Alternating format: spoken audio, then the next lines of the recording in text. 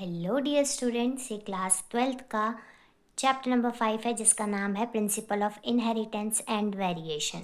ठीक है, इसके अंदर हम बेसिक इंट्रोडक्शन देखेंगे। बेसिक इंट्रोडक्शन के अंदर जैसे कि मान लो हमारे पास DNA, gene, chromatin, chromosome, trait, character etcetera, ये सब क्या होते हैं इसके बारे में समझेंगे। सबसे पहले हम देखते हैं इनहेरिटेंस, जो टॉपिक का नाम है। ठीक है, यहाँ पे क्या लिखा है, principle of inheritance and variation. Inheritance का मतलब क्या होता है, सबसे पहले ये समझते हैं। ठीक है, तो इनहेरिटेंस का मतलब क्या है, जैसे सपोज हमारे पास एक पेरेंट है, यानी मम्मी हो सकती है या पापा हो सकते हैं। सपोज ये मम्मी है, ठीक है, कौन है ये, मम्मी है। और मम्मी का जो आइज़ का कलर है ना, वो है इनका ब्लू आइज़। ठीक है, कौन सा है, ब्लू आइज़ है। तो ये जो है ना, बच्चे के अंदर भी आपने देखा कि जो उनका बेबी है उसके पास भी आंखें जो है वो कैसी है, ब्लू आइज़ ही है। तो आपने क्या कहा कि मम्मी से एक कैरेक्टर, एक फीचर जो है वो बच्चे के अंदर ट्रांसफ़र हो गया। इसी ट्रांसफ़र होने के प्रोसेस को हम बोलते हैं इनहेरिटेंस। बोलते हैं ना कि आपको ये चीज़ ना विरासत में मिली है, या फिर ये जो चीज़ है ना वो आपको मम्मी से मैच हो रही है या पापा से मैच हो रही है। कहते हैं कभी कभी जो आपकी हाइट है ना पापा की जैसी है, यानी आपके जो इनहेरिटेंस है वो कहाँ से आए हैं, पापा से आए हैं। ठीक है, यानी विरासत में आपको क्या मिली है, हाइट मिली है, ऐसे बोल सकते हो।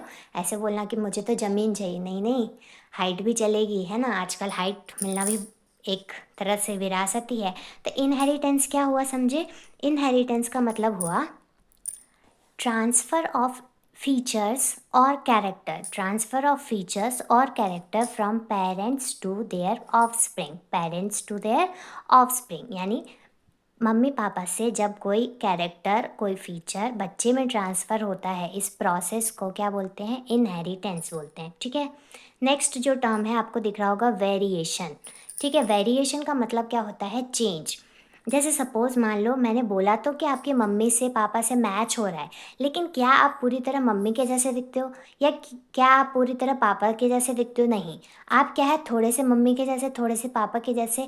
जब दोनों कंबाइन हो जाते हैं तो क्या हो जाता है, शेप ही चेंज हो जाता है, यानी थोड़ा अलग ही फीचर दिखता है ना। कभी कभी क्या होता है, ना मम्मी से मिल रहा होता है ना पापा से मिल रहा होता है, वो कुछ और ही शो करता है। तो इसमें क्या है, चेंज आया है ना, सिमिलर नहीं है, क्या है, डिफरेंट है। तो डिफरेंट जब भी आए यानी उसका मतलब वेरिएशन है। तो हम क्या बोल सकते हैं, genetic variation is what makes individuals of same species unique. इसका मतलब क्या हुआ कि वेरिएशन का में, जैसे मान लो मम्मी और पापा आप सब क्या हो, अगर मैं बोलूँ ह्यूमन हो, एनिमल हो, प्लांट हो, है ना, यानी या फिर वेरिएशन और भी क्या होता है, स्पीशीज़ होती है तो सब हमारे ह्यूमन ही है ना। फिर भी हम डिफरेंट है, ह्यूमन होते हुए भी हम क्या है, डिफरेंट है, मम्मी जैसे भी नहीं है, पापा जैसे भी नहीं है, अलग है। तो सेम स्पीशीज़ के होते हुए भी यूनिक है, तो हमारा वो क्या कहलाएगा, वेरिएशन या फिर जेनेटिक वेरिएशन। ठीक है, सिंपल। जब हम डिफरेंट होंगे उसको हम वेरिएशन कहते हैं। इनहेरिटेंस क्या होता है, कैरेक्टर ट्रांसफ़र होना। ठीक है, कैरेक्टर ट्रांसफ़र होना, इसको हम बोलते हैं इनहेरिटेंस। और वेरिएशन क्या होता है, डिफरेंट होना, अलग होना, उसको हम बोलते हैं वेरिएशन। ठीक है, नेक्स्ट जो टर्म है वो हमारी है कैरेक्टर। कैरेक्टर क्या होता है, यानी तुम्हारा कैरेक्टर बहुत ख़राब है, नहीं, कैरेक्टर यानी फीचर्स। जैसे मम्मी का आइज़ का कलर हो गया, उनकी हाइट हो गई, उनके फेस का कलर हो गया, ये सब क्या है, फीचर्स हो गए। तो फीचर्स में मैं एग्जांपल देती हूँ फिर समझ आएगा। जैसे कि हाइट हो गई, हाइट हो गया, कलर हो गया, कलर किसका, फेस का, आइज़ का कलर, बॉडी का शेप हो सकता है ना, या फिर हेयर शेप भी हो सकता है। जैसे किसी किसी के क्या होते हैं, पेरेंट्स के कर्ली हेयर होते हैं तो बच्चों में भी कर्ली हेयर्स आ जाते हैं, तो शेप अलग हो गया है ना, साइज़ हो गया, हाइट हो गया, कलर हो गया, ये सब क्या आ गए, फीचर्स हो गए, यानी कैरेक्टर्स हो गए। हाइट हो गई तो लंबी है कि छोटी है, कलर है तो ब्लू है, ब्राउन है, आइस का कलर है तो ब्लू है, ब्राउन है, ब्लैक है, कैसा है ना। शेप है यानी बॉडी का शेप हो सकता है, यानी हाइट, लंबाई हो सकती है, छोटा हो सकता है, मोटा हो सकता है, किसी किसी में क्या होता है, मम्मी बहुत ज़्यादा हेल्दी होती है और बच्चे भी वैसे ही होते हैं। किसी किसी पूरी फैमिली में सब हेल्दी हेल्दी दिखेंगे, आपको लगेगा कि अरे यार ये लोग कितना खाते हैं, लेकिन नहीं, ये क्या होता है, जेनेटिकल है, यानी पेरेंट्स से आ जाता है। तो बच्चा कम भी खा रहा है ना तो भी उसकी बॉडी क्या है, ज़्यादा गेन करने लगती है। ठीक है, तो ये सब कैरेक्टर्स हो गए, है ना। अब कैरेक्टर ही दो तरह के हो सकते हैं, जैसे दो से ज़्यादा हो सकते हैं। जैसे मैं यहाँ लिख देती हूँ, पहले हाइट की बात कर लेते हैं। हाइट जो है हमारा ना, एक या तो लंबा हो सकता है जिसको हम टॉल, और छोटे को हम ड्वार्फ कहते हैं। ठीक है, यानी हिंदी में बौना भी बोलते हैं, छोटा, है ना। टॉल हो गया और एक ड्वार्फ हो गया। यानी हाइट यानी एक कैरेक्टर के दो पार्ट हो गए। क्या हो गए, एक कैरेक्टर है उसके दो पार्ट हो गए, है ना। ऐसे ही मैंने बोला शेप, यहाँ पे लिख देते शेप। शेप कैसा शेप है ना, राउंड है या रिंकल्ड है। जैसे हम किस में, मटर के दाने में देखते हैं, एक तो राउंड होता है, एकदम प्लेन होगा सरफेस, एक होगा रिंकल्ड होगा, है ना। तो राउंड है या रिंकल्ड है, ये भी किसकी वजह से, हमारा शेप हो गया। ऐसे हम देख लेते हैं कलर। कलर में हमारा कौन कौन से, आइस का कलर देख लेते हैं। आइस का कलर सपोज हमारे पास क्या है, मम्मी का ब्लू, ब्लू हो गया और ब्लैक हो गया, या फिर और भी कलर हो सकता है, ब्राउन हो गया, है ना। देखो, तो मैंने अभी बताया कैरेक्टर हमारे ये हो गए, एक कैरेक्टर, हाइट एक कैरेक्टर हो गया, शेप एक कैरेक्टर हो गया, कलर एक कैरेक्टर हो गया। लेकिन इसके जो पार्ट हो गए ये सब, तो इस पार्ट्स को भी तो कुछ कहेंगे ना। तो जैसे हाइट के जो दो पार्ट हो गए, इस पार्ट्स को हम क्या बोलेंगे, ट्रेड्स कहेंगे। ठीक है, तो पेरेंट्स से जो ट्रेड्स आ जाते हैं, यानी कौन सा फीचर आया है, तो हमारे बोलेंगे कि मम्मी वाला जो टॉल वाला ट्रेड है ना वो मेरे अंदर आया है, यानी, या फिर मम्मी वाला शॉर्ट ट्रेड्स जो है ना वो मेरे में शो हो रहा है, यानी ट्रेड शो हो रहा है। जो आपको दिख रहा है ना वो क्या दिख रहा है, ट्रेड दिख रहा है, कैरेक्टर नहीं दिख रहा। हाइट पूरी नहीं दिख रही, कि हाइट में भी क्या दिख रहा है, ट्रेड दिख रहा है अंदर वाला। यानी हाइट क्या दिख रही है, लंबाई दिख रही है। ऐसा थोड़ी ना बोलेंगे मम्मी जैसी हाइट है, तो अब जिस बच्चे ने आपकी मम्मी को नहीं देखा होगा वो कैसे समझेगा कि मम्मी जैसी हाइट है, क्या मतलब मम्मी लंबी है। तो आप बोलोगे नहीं नहीं, मम्मी जैसी हाइट है मतलब मम्मी थोड़ी सी छोटी हैं, तो मैं भी उनके जैसी छोटी हूँ। तो क्या बोलेंगे, मम्मी जैसा ट्रेड है, कैरेक्टर नहीं है, क्या है, ट्रेड है। नेक्स्ट हम बात कर लेते हैं डीएनए की। अब आपको बहुत कन्फ्यूज़न रहता है ना, डीएनए, अरे आरएनए, डीएनए, ये सब क्या होता है। तो डीएनए समझने से पहले हम आपको कुछ समझाएंगे और ज़्यादा बेसिक में। ठीक है, सबसे पहले समझो कि आपके पास क्या है, एक सेल है। सेल है, सेल के सेंटर में हमारा क्या हो गया, एक न्यूक्लियस है। न्यूक्लियस के अंदर ना जो भी चीज़ प्रेजेंट है अभी फ़िलहाल, हमने उसको बोल दिया जेनेटिक मटेरियल है। क्या बोला मैंने, जेनेटिक मटेरियल है। अच्छा, मतलब कुछ ऐसे मुट्ठी बनाया और पटक दिया, ठीक है, इसका नाम रख दो जेनेटिक मटेरियल। अच्छा, अब मुट्ठी के अंदर क्या क्या चीज़ें हैं ये तो बताओ, जेनेटिक मटेरियल तो है। अब ये मटेरियल में है क्या क्या चीज़, तो इस मटेरियल के अंदर आपको दो चीज़ें ऐसे दिखेंगी। एक थ्रेड लाइक स्ट्रक्चर दिखेगा, ठीक है, जब आप उसको माइक्रोस्कोप में देखोगे तो आपको थ्रेड लाइक स्ट्रक्चर और ऐसे गोल गोल गोल गोल कुछ दिखेंगे, इसको बोलते हैं प्रोटीन। कौन सा protein, histone protein, HIS, histone protein. बोल सकते हो हाई स्टोन, देखो स्टोन की तरह है ना, तो आप बोलो हाई स्टोन। तो हिस्टोन प्रोटीन किसके अंदर प्रेजेंट है, हमारे सेल के न्यूक्लियस के अंदर। क्या है, हमारे जेनेटिक मटेरियल है। कौन से जेनेटिक मटेरियल, एक है हमारा थ्रेड लाइक स्ट्रक्चर, एक है बॉल लाइक स्ट्रक्चर। इस बॉल लाइक स्ट्रक्चर को हम प्रोटीन बोलते हैं और थ्रेड लाइक स्ट्रक्चर को ही डीएनए बोलते हैं, समझे। इसी थ्रेड लाइक स्ट्रक्चर को हम डीएनए कहते हैं, समझे। ठीक है, अब इन दोनों को मिला लें। ठीक है, ये अभी क्या है, ऐसा फ्री मस्त पड़ा हुआ है इसके अंदर, है ना, कि चलो बढ़िया जगह मिल गई, कोना सा मिल गया है, आराम से सो रहे हैं, कोई टेंशन नहीं है, मस्त सो रहे हैं। जब ये कोई काम नहीं करते, एकदम लेज़ी पड़े रहते हैं ना, तो हम इसको क्या बोलते हैं, हम इसको बोलते हैं, इन दोनों को मिला के, याद रखना किस किस को, डीएनए को, यानी थ्रेड लाइक स्ट्रक्चर, धागे जैसा स्ट्रक्चर है ना, तो ये जो थ्रेड लाइक स्ट्रक्चर है ये, और ये जो हमारा क्या है, स्टोन प्रोटीन है, इन दोनों को मिला के जब ये आराम से पड़े हुए हैं तब हम क्या बोलेंगे, इसको बोलेंगे क्रोमैटिन, क्रोमैटिन। मैं टीन, ठीक है, सिंपल। अब ये जो गोल गोल पड़े हैं, इसको फ़ोन आया, हेलो हेलो, एक सेल ना डैमेज हो गया है, तुमको 2 सेल बनाने हैं या 2 से ज़्यादा करना है, यानी सेल को डिवाइड करना है। ये जो बड़ा सा सेल है ना, अब ये क्या करेगा, डिवीज़न करने आ गया।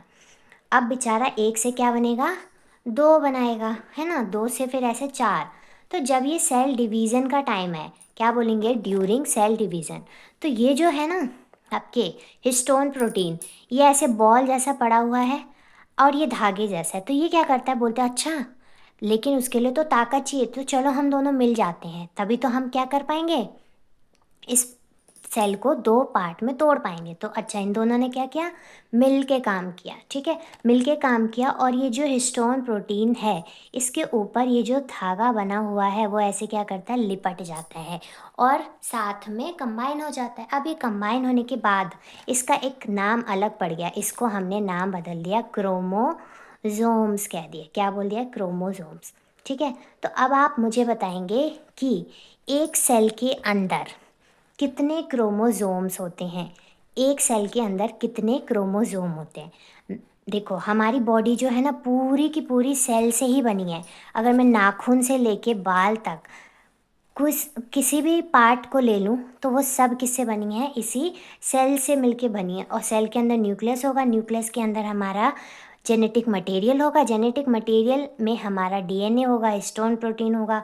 इन दोनों को कंबाइनली हम क्रोमैटिन या फिर क्रोमोज़ोम कहते हैं। क्रोमोज़ोम कितने होते हैं, ये आप मुझे बताएंगे कमेंट के अंदर, ठीक है। ये सब आपको आई होप क्लियर होगा। उसके बाद एक और चीज़ समझ लेते हैं, ठीक है, यहीं पे समझा देती हूँ। अब हम बात करते हैं डीएनए। आपको समझ आया, ये थ्रेड लाइक स्ट्रक्चर जो पढ़ा है वो डीएनए। ये जो डीएनए होता है ना, वो डबल हेलिकल स्ट्रक्चर होता है, डीएनए।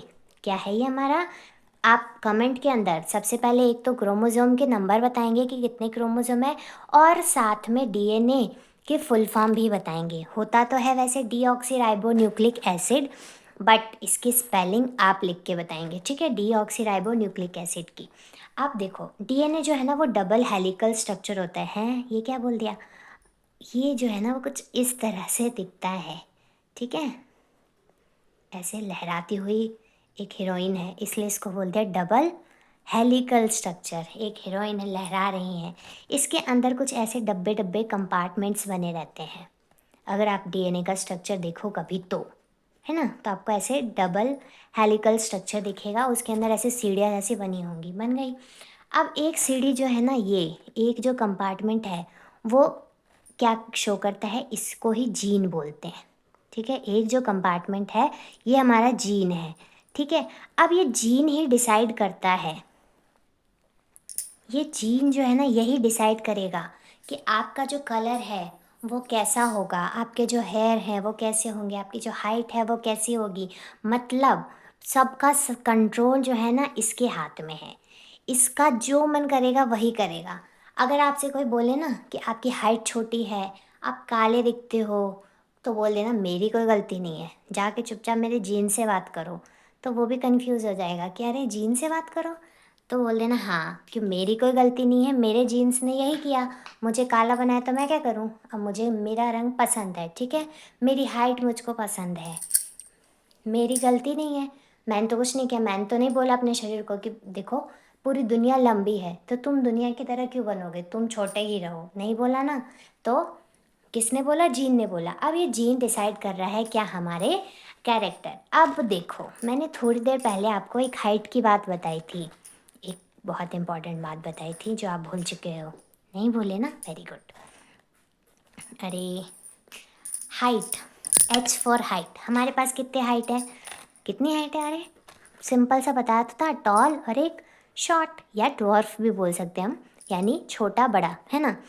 अब ये जीन डिसाइड कर रहा है, जीन ने बोला कि ऑर्डर ऑर्डर, मेरा ऑर्डर ये है कि ये जो बच्चा है वो लंबा कर दिया जाए, इसको लंबा बना दिया जाए, ठीक है, बन गया। इसने बोला छोटा कर दिया जाए, छोटा कर दिया। इसका दिमाग चला कि हाइट में ना एक और ऑप्शन रख देते हैं, क्या, इसने एक और ऑप्शन रख दिया और इसने बोला कि मीडियम रख दो, है ना, ना लंबा ना छोटा, बीच में कर दो।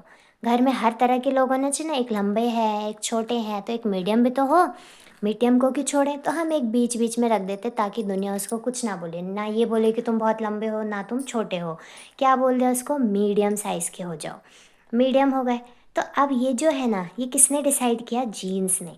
जीन्स ने क्या किया, एक कैरेक्टर को क्या कर दिया, बांट दिया, और अभी इसकी वैरायटी बना दी, है ना। तो जीन क्या करता है, जब जीन्स की भी वैरायटीज़ आ जाए, है ना, एक हाइट में भी बहुत सारी वैरायटीज़ आ गई, ऐसे कलर, कलर ले लेते हैं, कलर में मान लो उसने बोला कि कौन कौन से कलर हो सकते हैं, तो उसको जितने भी दुनिया में कलर याद थे ना सब रख लिया उसने। उसने कहा कि एक काम करो, बच्चे के जो दांत है ना वो पीले रंग के कर दो, ठीक है, क्योंकि मुझे पीला रंग बहुत पसंद है। तो ठीक है, तो अब हम तो कुछ नहीं कर सकते, हमारी तो कोई गलती नहीं है। अब उसने बोला है जीन ने, तो उसने किया है, हमारी कोई गलती नहीं है। वैसे दांत का कलर पीला नहीं होता, वो जिसका भी पीला दिखे उसको जीन्स की गलती मत बोल देना, उसको बोलना बेटा ब्रश करो, ठीक है। चलो हम आगे बढ़ते हैं।